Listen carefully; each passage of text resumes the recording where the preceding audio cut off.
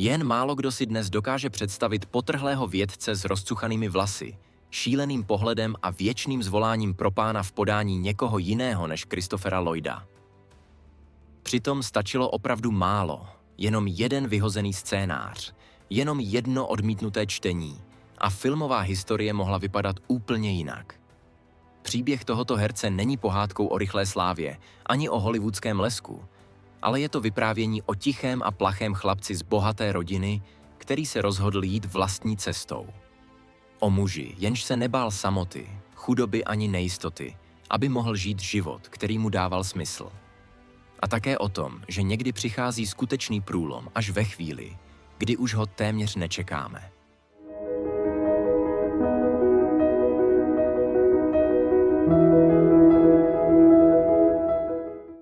Christopher Allen Lloyd přišel na svět 22. října roku 1938 ve Stamfordu ve státě Connecticut a narodil se do rodiny, kde o komfort a zázemí rozhodně nebyla nouze.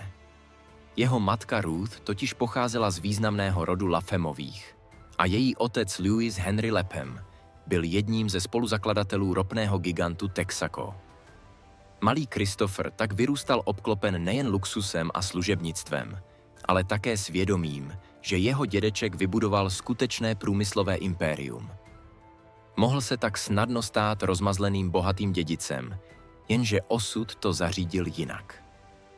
Jako nejmladší ze 6 dětí se v rušném rodinném prostředí často cítil přehlížený a osamělý a únik proto nacházel ve vlastním světě fantazie.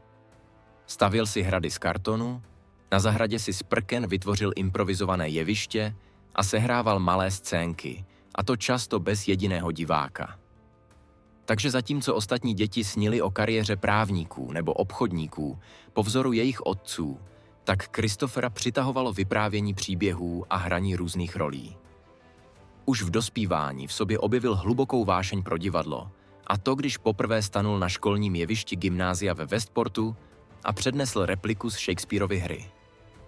Toho prý zaplavil zvláštní pocit. Byla to směs nervozity a naprostého okouzlení.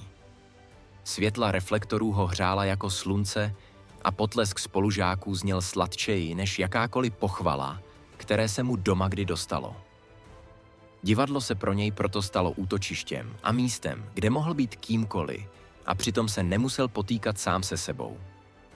Možná právě tohle potřeboval nejvíc. Tu možnost uniknout tíze očekávání, která na něj kladla jeho prominentní rodina, a zároveň se schovat před vlastní plachostí.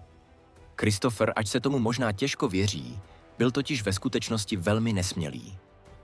V soukromí byl tichý, zdvořilý a spíše nenápadný a často se raději stáhl do kouta s knihou, než aby na sebe strhával pozornost v okázalé společnosti, kterou rodiče pořádali. Jakmile si však nasadil masku dramatické postavy, jeho ostych se zcela vytratil. V 19 letech pak učinil rozhodnutí, které jeho rodinu šokovalo. Odmítl nastoupit na dráhu lukrativního rodinného biznisu a odešel do New Yorku s jediným cílem – stát se hercem. Peníze z dědictví odmítl, našetřil si jen minimum z brigád a poté si pronajal skromný pokoj. Žil z několika dolarů denně, často jen o konzervách fazolí, ale byl šťastný. Také navštěvoval herecké kurzy, mimo jiné i slavnou Neighborhood Playhouse Sanforda Meisnera a přes den se živil vším možným. Roznášel letáky, pracoval jako číšník a občas přespával přímo v divadelních šatnách po zkouškách. Nechtěl se vrátit domů jako někdo, kdo to vzdal. Začátky jeho kariéry byly tak plné drobných rolí a dlouhých období nejistoty, protože New York přetékal talentem a konkurence byla nemilosrdná. Christopher žil velmi skromně a jeho první manželství, které bylo uzavřené roku 1959 s hereckou kolegyní Catherine Boyd, naráželo na neustálý nedostatek peněz i na jeho posedlost divadlem. Zatímco Catherine toužila po rodinném životě, tak Christopher trávil noci na zkouškách a dny na konkurzech a vztah se díky tomu pomalu rozpadal. Láska dvou začínajících herců nedokázala odolat tíze neúspěchů ani prázdné ledničce. A po 12 letech manželství se roku 1971 rozvedli. Christopher poté zůstal sám Bez jistého angažmá, ale za to s ambicemi, které ho neopouštěly. Právě v těchto temných letech se ale začaly objevovat první záblesky naděje. Získal pověst mimořádně intenzivního charakterového herce, byť poněkud výstředního, a režiséři si všímali jeho pronikavého pohledu, výrazných rysů a schopnosti dát i malé roli nezapomenutelnou sílu. V roce 1974 se oženil podruhé, a to s herečkou a scenáristkou Kay Thornborgovou. Stála při něm v období, kdy se z divadelního herce stával televizní komik a posléze filmová hvězda. Když pro něj roku 1975 přišla zásadní příležitost, a to drobná role pacienta psychiatrické léčebny ve filmu Přelet nad kukaččím hnízdem, byla to právě jeho manželka Kay, která ho podporovala. Jenže i přesto se jejich manželství krátce na to rozpadlo. Na plátně v této roli Christopher téměř nepromluvil. Přesto v několika scénách po boku Jacka Nicholsona dokázal beze slov stělesnit šílenství i křehkost.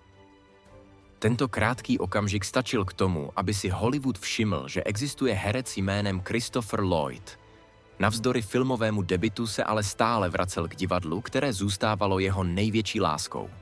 Střídal Broadway s menšími rolemi ve filmu a televizi a Christopher byl vytrvalý, ale zároveň lehce zatrpklý. Velké nabídky nepřicházely a koncem 70. let, kdy jiní jeho vrstevníci zářili v hlavních rolích, on stále žil v malém bytě a přivydělával si, kde se dalo. Dokonce zvažoval, že herectví opustí. Jak později přiznal, v jednu chvíli si byl téměř jistý, že se nikdy nestane filmovou hvězdou. Jenže zlom přišel nečekaně roku 1978, kdy producenti nové televizní komedie Taxi hledali herce pro hostující roli lehce pomateného hippie kněze. Danny DeVito, který s Christopherem hrál v Přeletu nad kukaččím hnízdem, ho tehdy sám doporučil režisérům. Christopher byl tehdy zrovna na zahradě celý špinavý od hlíny. Takže přesně tak, jak byl, bez jakýchkoliv příprav, neučesaný a v obyčejné košili, vyrazil na konkurs. Recepční ho málem vyhodila v domnění, že do studia zabloudil bezdomovec. Jenže tohle nebyl omyl, i když to tak mohlo vypadat. Christopher totiž přišel už jako postava hippie kněze a tenhle jeho improvizovaný výkon porotu natolik ohromil, že roli získal okamžitě. Z původně epizodní postavy se díky němu stal jeden z hlavních pilířů seriálu. Konečně pro něj přišla finanční jistota i uznání. Bylo mu přes 40 a sláva sice možná dorazila pozdě, ale o to intenzivněji. Ve stejném roce se také už potřetí oženil, a to s Carol Ann Vanek. Ani tento vztah však nevydržel a skončil o 3 roky později. V polovině 80. let pro něj ale přišel zásadní zlom. Režisér Robert Zemeckis hledal představitele výstředního vynálezce času, doktora Emmeta Browna. Scénář se dostal i k Lloydovi, jenže on ho bez váhání vyhodil. Příběh o stroji času ho na papíře vůbec neoslovil. Bylo mu 47, žil mezi New Yorkem a Los Angeles a vážně uvažoval o návratu k divadlu. Jenže té noci nemohl usnout a vyhozený scénář ho nenechal v klidu. Brzy ráno ho z koše proto zase vytáhl a znovu si ho přečetl. A tentokrát už ho viděl úplně jinak. Uvědomil si obrovský potenciál postavy. Geniálního, bláznivého a dojemně zaníceného vědce. Tato role byla jako stvořená právě pro něj. A Christopher nakonec souhlasil. Když se roku 1985 Návrat do budoucnosti objevil v kinech, stal se okamžitým fenoménem. Christopher Lloyd se přes noc stal hvězdou a jeho Doc Brown, potrhlý vědec s pohledem šílence a srdcem dítěte, okouzlil celý svět. Sláva, peníze i nesmrtelná postava v popkultuře však měly i svou cenu, protože kamkoliv přišel, tak v něm všichni viděli Doka a volali na něj pro Pána nebo Marty.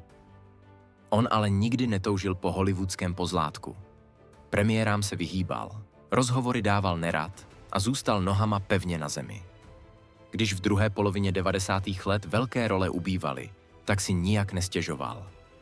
Přijal menší projekty, rodinné filmy a hostování v seriálech. Na prahu 50 byl bohatý a slavný, ale doma ho nikdo nečekal. Samota se stala jeho stálou společnicí. A tak se i možná trošku z toho důvodu roku 1992 oženil po čtvrté se scenáristkou Jane Walker Wood. Manželství trvalo 13 let. Přestěhovali se do Montecita v Kalifornii, kde žili klidnějším životem v domě obklopeném zahradou. V listopadu 2008 však jejich domov zničil ničivý požár T-Fire. Christopher přišel o vše, co ho pojilo s minulostí. Ale právě v tomto prázdnu se otevřel prostor pro nový začátek. Roku 2012 potkal realitní agentku Lisu Lojakonovou, která byla o 32 let mladší a byla energická a empatická. A tak se Christopher Lloyd zamiloval znovu. Tentokrát už naposledy. V roce 2016 se oženil popáté a jejich štěstí, zdá se, zatím přetrvává. Christopher Lloyd se nikdy nestal typickou hollywoodskou hvězdou. Nevyhledával pozornost, nehonil se za slávou a nechtěl žít životem celebrit. Přesto, nebo možná právě proto, po sobě zanechal nesmazatelnou stopu, a to postavy, které stvárnil, a to i přesto, ač nebyly dokonalé. Byly zvláštní, křehké, výstřední a lidské. A právě v tom spočívala jejich síla.